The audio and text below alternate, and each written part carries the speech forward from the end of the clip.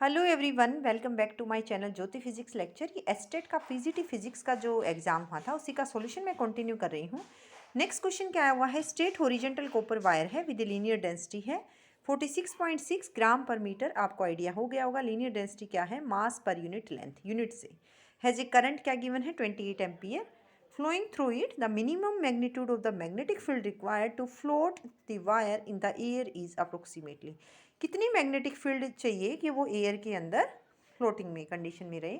आपको अच्छे से पता है किसी भी वायर के अंदर कितनी मैग्नेटिक फोर्स काम करती है, B I L sine theta, B magnetic field, I current, L length, sine theta.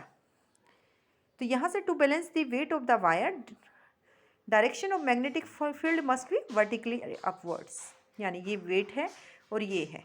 तो मैग्नेटिक फोर्स किससे बैलेंस हो रही है, एम से बैलेंस हो रही है। B I L sine theta equal to M G. यहाँ से मेरे पास बी क्या हो गया, M G by I L sine theta.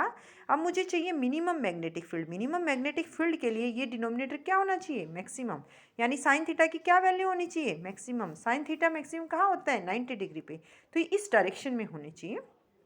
Sine theta maximum 1, theta 90 degree. तो गिवन मेरे पास है मास पर यूनिट लेंथ, बी की वैल्यू यहाँ से क्या है, मास पर यूनिट लेंथ की वैल्यू है जो लीनियर डेंसिटी है साइन 91 हो गया, g acceleration due to gravity, I current given है। तो बी की वैल्यू आ गई 46.6 इंटू ये जी है मेरे पास, ये लीनियर डेंसिटी है, ये करंट है, ये वैल्यू आ रही है 1.6 इंटू 10⁻⁻2 टेस्ला।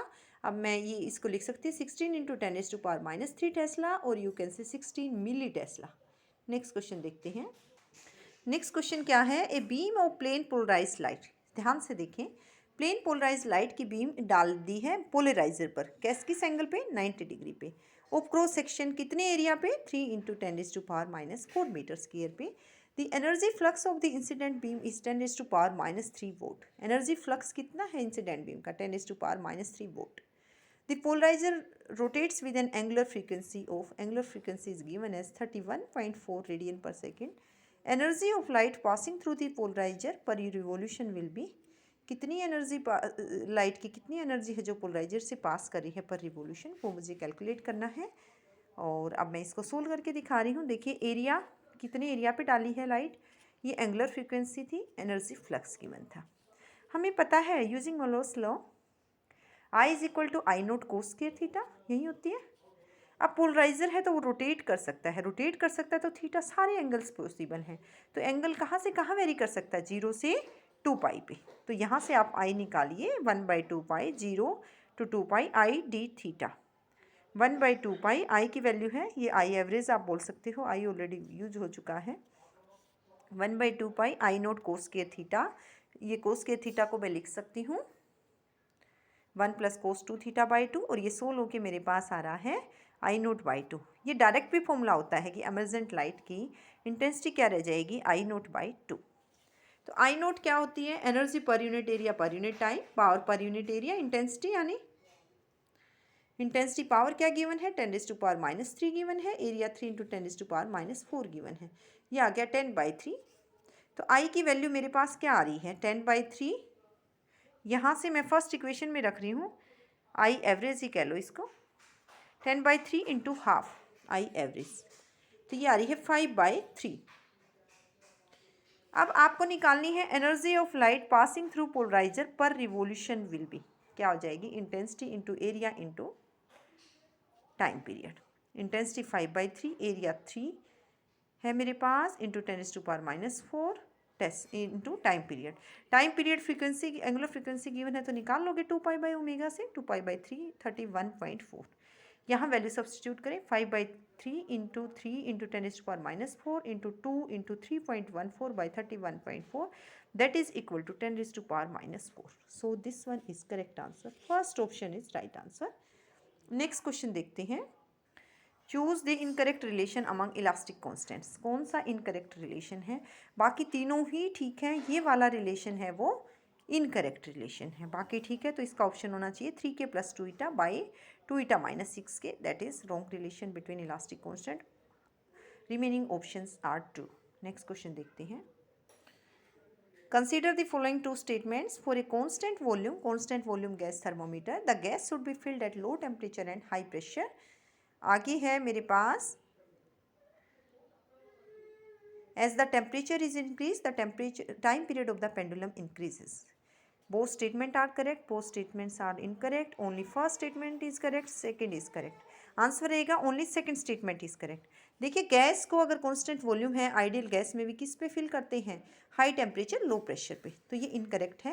लेकिन टाइम पीरियड इंक्रीज कर रहा है अगर टेम्परेचर इंक्रीज कर रहा है। टाइम पीरियड कैसे निकालते हो, 2 pi into square root of L/G।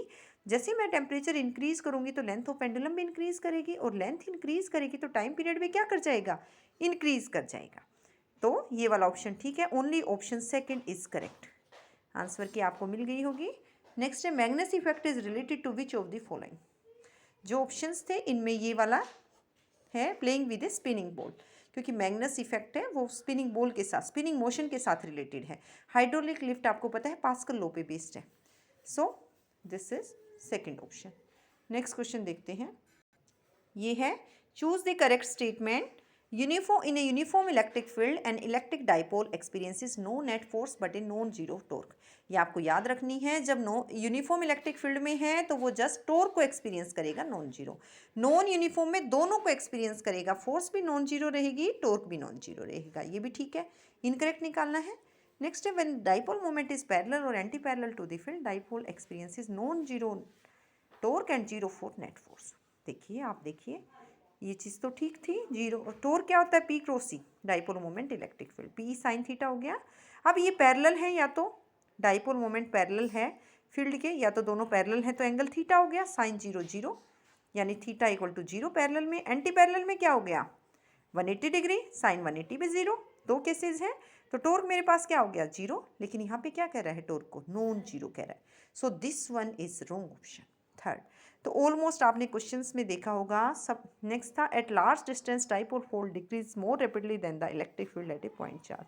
किस पर डिपेंड करती है, इन्वर्सली प्रोपोर्शनल टू डिस्टेंस के। तो जैसे जैसे इंक्रीज करेगा तो वो डिक्रीज कर जाएगी, तो ये भी ठीक है। तो इस तरह से आप जो है क्वेश्चंस का सॉल्यूशन देख सकते हैं। आंसर के मैंने डाल दी है 35 क्वेश्चंस की। बाकी किसी की क्वेरी है तो कमेंट सेक्शन में डाल सकते हैं। Thank you.